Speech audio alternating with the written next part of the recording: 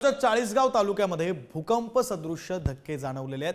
शहरासह ग्रामीण भागात 2 वेळा मोठा आवाज झाला आणि भूकंप सदृश्य धक्के जाणवले। जळगावच्या चाळीसगाव तालुक्यामध्ये हा सगळा प्रकार घडलाय।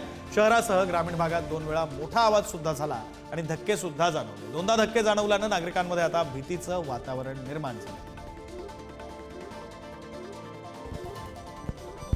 आज सुमारे संध्याकाळी 5:05 एक जोरदार असा आवाज झाला व त्या आवाजाने पूर्ण घर हादरले।